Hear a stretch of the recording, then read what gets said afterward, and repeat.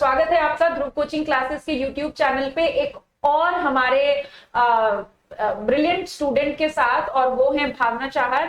She is from Narwana, a small town from the Haryana. और मैं ये कहती हूँ, मतलब this is a she power, this is a me power. और हमारी सोसाइटी में फीमेल्स को अगर अपनी आइडेंटिटी प्रूव करनी है तो मेरी ओपिनियन में, मेरी पर्सनल ओपिनियन में पहला कदम है फाइनेंशियली इंडिपेंडेंट होना। और फाइनेंशियली इंडिपेंडेंट होने के लिए पहला कदम है कि आप अपने अंदर कोई हुनर डेवलप कीजिए या आप एक प्रोफेशनल क्वालिफिकेशन डेवलप कीजिए। ठीक है, तो भावना हमारे साथ है और दिसंबर 2022 में इन्होंने बोथ ग्रुप फर्स्ट अटेम्प्ट में क्लियर किया है। और इनके लिए 12th में इनके 98% थे, इनके स्टेट बोर्ड में इनकी 5th रैंक थी, 12th में इनके 97% थे। अभी ये अंडर ग्रेजुएशन सेकेंड ईयर हैं और बोथ ग्रुप इन्होंने पास किया है। तो भावना, आप इंटर में डीसीसी से आके जुड़े, तो how was your overall experience with the Dhruv coaching classes? Dhruv coaching classes का जो हमारा बैच था इंटर का, वो जैन में शुरू हुआ था और उनकी जो कमिटमेंट थी कि हम अगस्त तक कंप्लीट करवाएंगे, सिलेबस बिल्कुल हमारा कंप्लीट हुआ था, बिल्कुल ऑन द टाइम, जिसकी वजह से हमें रिवीजन करने में बहुत ज़्यादा हेल्पफुल हुई थी। क्योंकि फिर क्लासेस का बर्डन आपका ख़त्म हो जाता है तो आप फिर रिविजन पे फोकस कर पाते हो। तो ध्रुव कोचिंग क्लासेस का इस चीज़ में जो वो कमिटमेंट करते हैं उसको ऑन द टाइम पूरा भी करते हैं। थैंक यू सो मच भावना। और एक बात और कि जैसे हम ये कहते हैं, बहुत सारे स्टूडेंट्स कंप्लेन करते हैं, बोथ ग्रुप वाले स्टूडेंट्स की, कैसे पढ़े, हमें तो टाइम ही नहीं मिल रहा, आप 8-8 घंटे की क्लासेस रन करते हो। बिकॉज हमारे लिए वो कंपल्शन होता है कि अदरवाइज सिलेबस कैसे पूरा होगा डेडलाइन के ऊपर।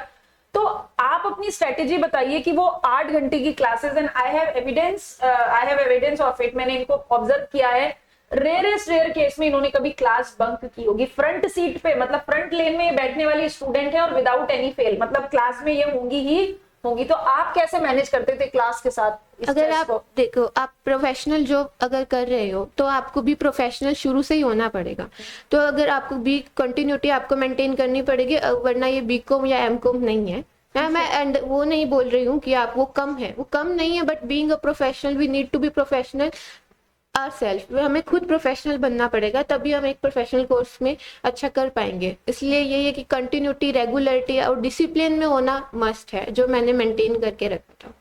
ओके, तो भावना, आप हमेशा से स्टूडियस रहे, तो कितने घंटे आप पढ़ लेते थे अभी? 10 to 12 hours. Oh my god, 10 to 12 hour ये पढ़ लेती थी। अच्छा, ऐसे बहुत सारे स्टूडेंट होते हैं ना, सब 12 घंटे नहीं पढ़ पाते हैं। हर बच्चा अलग होता है ना, every child is a god's creation. तो हर बच्चा अलग होता है, तो जिनको थोड़ा सा कम मन लगता है उनको आप क्या बोलेंगे? उनको मैं ये बोलूँ कि आप बैठने की, सिटिंग की हैबिट बनाएं। फिर आप शुरू में आप 5 आवर से शुरू करें, फिर 10, ऐसे आप बढ़ते जाओगे। आप धीरे धीरे जब आपको लगेगा कि अचीवमेंट्स हो रही है, आप टारगेट बनाओ, फिर वो पूरा होगा तो आपको खुद में ही प्राउड होगा, जिससे आप अपना टारगेट और बड़ा करोगे। जैसे आज 5 का किया, फिर आप कल 7 का करोगे।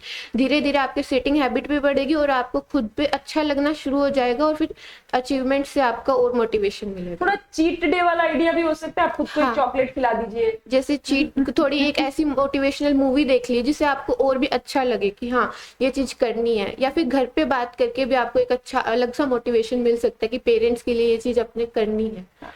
ओके, तो भावना, मतलब कोई ऐसा सब्जेक्ट जिसका फोबिया था पूरे टाइम कि यार ये कैसे करूंगी? ये मेरा शुरू से आई थिंक 90-80% का फोबिया यही सेम ही रहता होगा। मेरा भी डीटी था। अच्छा। जो पवन सर के जो हमें पढ़ाया उसके बाद से जो खत्म हो गया है, और मेरे उनकी वजह से मैं कहती हूँ कि मेरे इतने अच्छे मार्क्स आ पाए हैं, मेरे उसमें हाईएस्ट मार्क्स रहे हैं। Wow, she scored 68 marks in DT and बहुत अच्छे मार्क्स हैं ये डीटी में।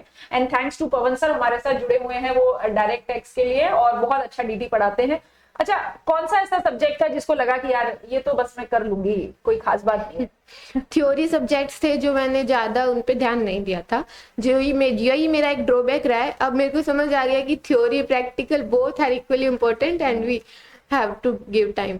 बिकॉज अपने अनुभव से जो हम सीखते हैं ना, वो दुनिया में हमें कोई नहीं सिखा सकता। राइट। ओके, तो अगर चलिए मैं अब बात करूंगी कि आप क्लासेस में कंसिस्टेंट रहे, आप टेस्ट सीरीज में कंसिस्टेंट रहे, तो on a scale of 1 to 10 test series को आप क्या स्कोर देते हैं? टेस्ट सीरीज को मैं 9 स्कोर देना चाहूंगी, क्योंकि टेस्ट सीरीज में क्या है कि पूरा सिलेबस पार्टली डिवाइडेड है, जिसकी वजह से आप उनको ऑन द टाइम कंप्लीट करते हो। और एक वो होता है कि एक आप पे ये होता है कि इस पर्टिकुलर चीज को कंप्लीट करने के लिए आपके पास 1 डे या 2 डेज ही है, तो आप फिर उसके अंडर उसमें आप कर लेते हो उसको कंप्लीट।